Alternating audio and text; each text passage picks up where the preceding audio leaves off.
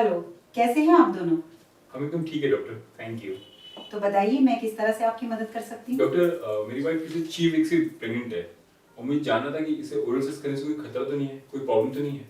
जी हाँ डॉक्टर, मैं सोच के घबरा रही हूँ कहीं कुछ गलत ना हो जाए। ये क्या आपका पहला बच्चा है? जी। देखिए, पहली प्रेगनेंसी के दौरान आपके मन में इस तरह के सवाल उठना लाजमी है। और जैसे कि ये आपका पहला बच्चा है तो आप लोग नहीं चाहेंगे कि उसको कोई नुकसान पहुंचे। जी बिल्कुल। जी बिल्कुल।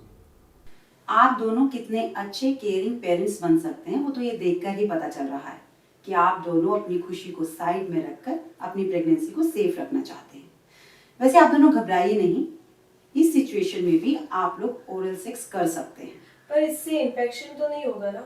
और इन्फेक्शन बच्चे तक पहुंच गया तो? चलिए मैं आपको इस बारे में पूरी डिटेल में समझाती हूँ।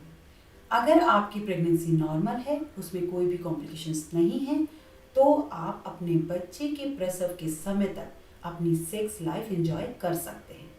और सेक्स से मेरा मतलब है कि सभी तरीके का सेक्स, ओरल एंड एनल।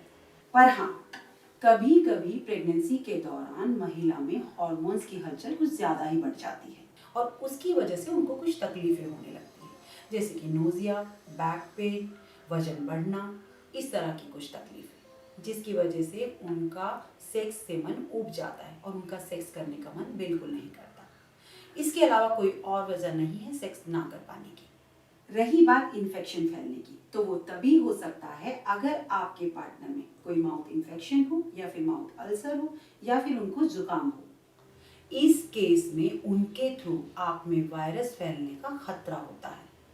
इस समय पर आपको ओरल सेक्स नहीं करना चाहिए। और इसके अलावा अगर आपके पार्टनर में एसटीआई है तो भी ओरल सेक्स के टाइम पर उनके थ्रू आप में बैक्टीरिया फैलने का खतरा होता है, तब भी आपको ओरल सेक्स नहीं करना चाहिए। इन दो केसेस के अलावा अगर आप साफ सफाई का ध्यान रखते हैं तो ओरल सेक्स करने में कोई भी दिक्कत नहीं है। चलो ये तो अच्छा है, हम बहुत समय से सोच रहे थे कि हमें क्या करना चाहिए, अब जाके हमारे डाउट्स क्लियर हुए हैं। तो डॉक्टर इसमें कोई और भी सावधानी जो हमें बरतनी चाहिए? जी हाँ, जैसे कि मैंने आपको अभी अभी बताया कि आप साफ सफाई का बहुत ध्यान रखें, ओरल हाइजीन के बारे में। और इसके अलावा एक और चीज़ का ख़ास ख्याल रखना ज़रूरी है।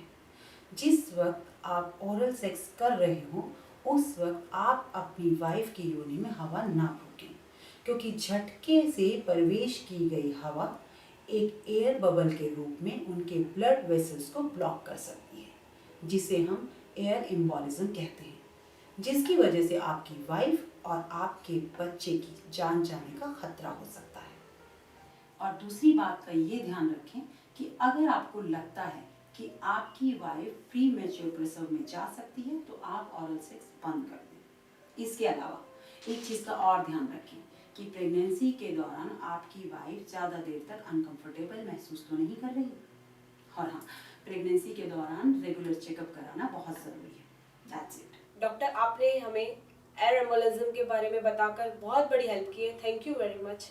अरे ये तो मेरा फर्ज था। All the best for your life. Thank you Thank so you so much much, doctor. बहुत परेशान हूँ डॉक्टर। क्यों, क्या हुआ? डॉक्टर मैं अपनी सेक्स लाइफ से बहुत परेशान हूँ। मेरा इरेक्शन नहीं हो पाता है और इस वजह से मेरी वाइफ भी बहुत नाराज़ रहने लगी है। मुझे समझ में नहीं आ रहा कि मैं क्या करूँ। देखिए रोहित, इरेक्शन ना हो पाना इसे हमारी लैंग्वेज में बोलते हैं इरेक्टाइल डिसफंक्शन, यानी कि नपुंसकता। जो लोग हमारे वीडियो को देख रहे हैं, अगर उनके जीवन में भी कोई समस्या है, शारीरिक तौर पर या फिर मानसिक तौर पर, तो हमारे नीचे दी गई मेल आईडी पर संपर्क कर सकते हैं, या फिर आपके कोई भी सुझाव हो वो भी आप हमें मेल के द्वारा भेज सकते हैं। और हमारे आने वाली वीडियोस को देखने के लिए आपके अपने चैनल लाइफ केयर को सब्सक्राइब करें।